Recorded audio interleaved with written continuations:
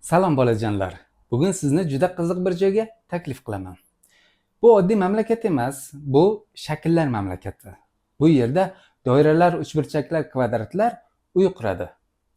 Uchburchaklar esa asalari uyasini yasaydi.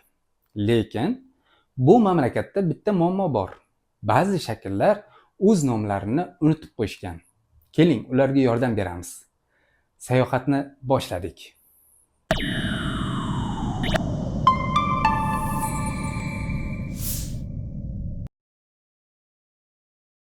Mana birinchi mehmonimiz. Bu qanday shakl? To'g'ri, bu doira. Doiraning uchi yo'q. U egri chizig'idan iborat. Soat, likopcha, tanga doira shaklida bo'ladi. Bu shaklchi?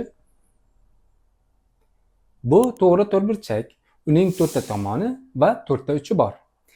Eshik, kitob, televizor, telefon bu shaklga o'xshaydi. Mana bu esa uchburchak. Nima uchun bu shakl uchburchak deyiladi? Chunki uning 3 ta tomoni va 3 ta uchi bor. Bu esa kvadrat. Kvadratda ham 4 ta tomon bor, lekin uning barcha tomonlari teng. Bu shakl beshburchak. Tomonlarini sanaymiz.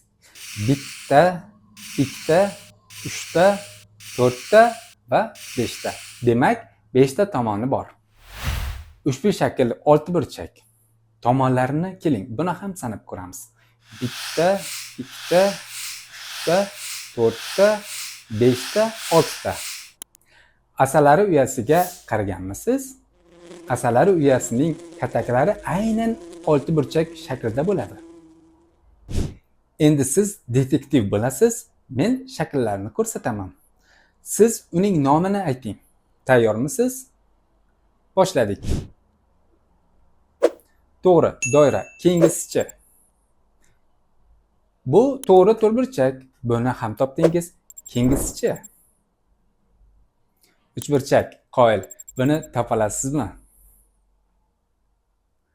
Bu kvadrat. Barcha tomonlari teng. Keyingisichi. Beshburchak. Topdingiz. Siz ham to'g'ri topyapsizmi? Oxirgi shaklni topingchi. Oltiburchak. Ajoyib. Hammasini topdingiz. Keling, shakllarni yaxshiroq o'rganamiz. Doiraning tomoni bormi? Yo'q. Uchi ham yo'q. Kvadratdachi? Kvadratda 4 ta tomon, 4 ta uchi bor. Uchburchakda 3 ta tomon, 3 ta uchi bor. Beshburchakda esa 5 ta tomon, 5 ta uchi bor. Oltiburchakdachi? Nechta tomon va nechta uchi bor?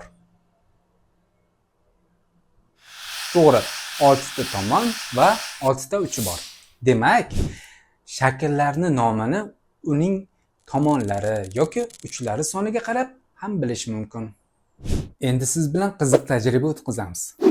Beshburchak berilgan. Agar uning bir uchidan deganlarni chizsak, u nechta uchburchak bo'ladi? Keling, birgalikda sanaymiz. 1 ta, 2 ta, 3 ta. Demak, 3 ta uchburchak hosil bo'ldi. Endi 6 burchakni ko'ramiz. Deganalarini chizamiz. Nechta uchburchak hosil bo'ldi? To'g'ri, 4 ta. Demak, katta shakllarni kichik shakllarga bo'lish mumkin ekan. Matematika faqat hisoblashdan iborat emas. Unda ijod qilish ham mumkin. Bir nechta shakllar berilgan bo'lsin. Masalan, kvadrat, doira, uchburchak, to'g'ri to'rtburchak, beshburchak va oltiburchak. Ulardan nimalar yasash mumkin? Masalan, uy. Uyni yasash uchun qaysi shakllardan foydalandik? Kvadrat, uchburchak, to'g'ri to'rtburchak. Siz uy yasash uchun yana qanday shakllardan foydalangan bo'lar edingiz? Yaxshi. Shuningdek, shakllardan robot, raketa ham yasash mumkin. Endi navbat sizniki. Tasavvuringizni ishga soling hamda shakllardan biror narsa yasang. Endi haqiqiy konstruktor bo'lamiz. Beshburchakni olamiz va uni bo'laklarga bo'lamiz. Undan to'g'ri to'rtburchak, uchburchak va boshqa shakllarni yasaymiz. Ko'rdingizmi? Birgina shakldan yana qancha yangi shakllarni hosil qildik. Matematika juda qiziq ekan-a?